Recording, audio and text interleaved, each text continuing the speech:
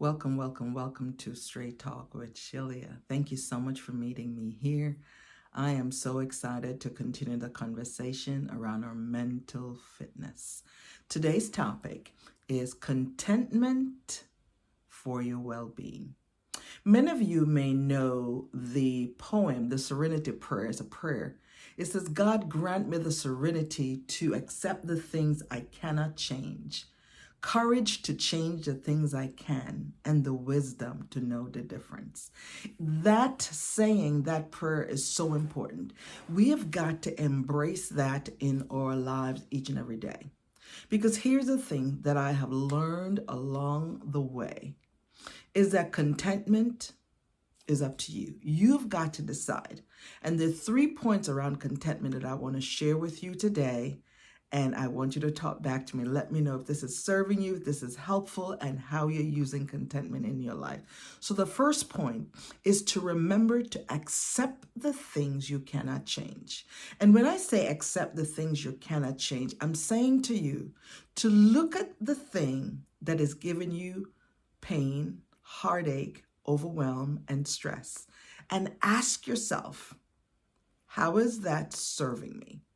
The other thing is to make sure you're looking at it as it is, not worse than it is, not better than it is, just as it is. When we see things as they are, we can accept them. And that's the first step, is to accept. The first point is to accept. The second point is embrace life, don't fight it. It is so important that we embrace it, because when you accept it, you can see it for what it is. Some of you may have seen, heard, or read stories where a lifeguard is trying to save somebody. And if they don't do it from the right angle, they and the person they're trying to save can drown.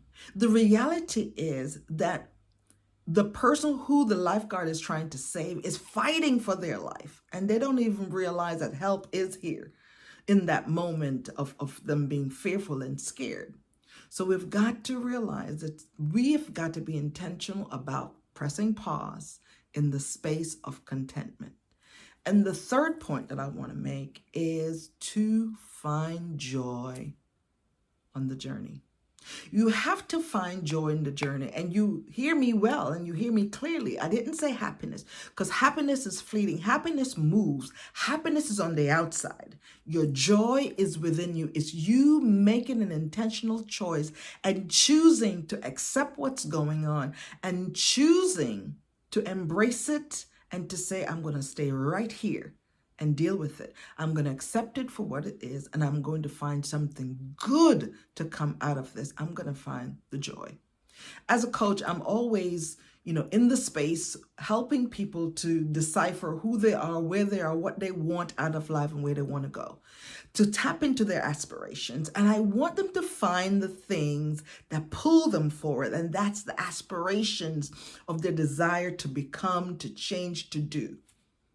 And I'm right there with them to do that. But there are times I also have to remind them to pause where they are and accept where they are and celebrate their wins, or just understand that where you are, that's where you are right now, and be okay with that.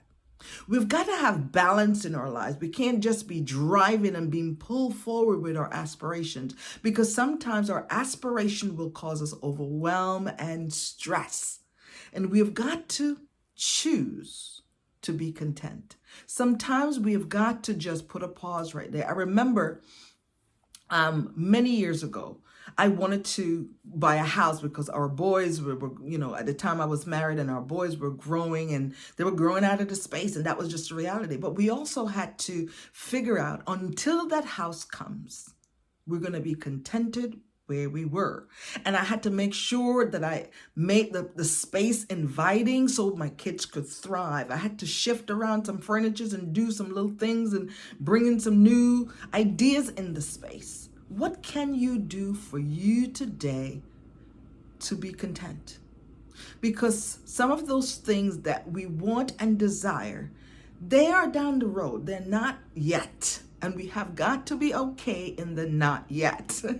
That's where contentment lies. The meaning of content is you understanding that you're satisfied in the space where you're at, and there's ease at that space. It is so, so critical that we not let our aspirations pull us forward too fast. Because when you go too fast, you can get overwhelmed. So I want you to focus on your well-being. And your well-being today lies in your contentment. Find ways to be content until better comes. Find ways to enjoy what you have until better comes. Find ways to count your blessings until better comes. Find ways to say, I'm okay right here. And be okay with it. Because things can change in the future. Things can get better.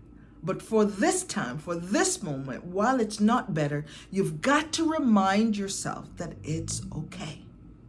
Some of you might have taken a flight lately or been on an airplane, and you're reminded before you take off to put your oxygen mask on first so that you are able to help yourself to help somebody else if there any trouble in the route of the flight, if there are any challenges up ahead.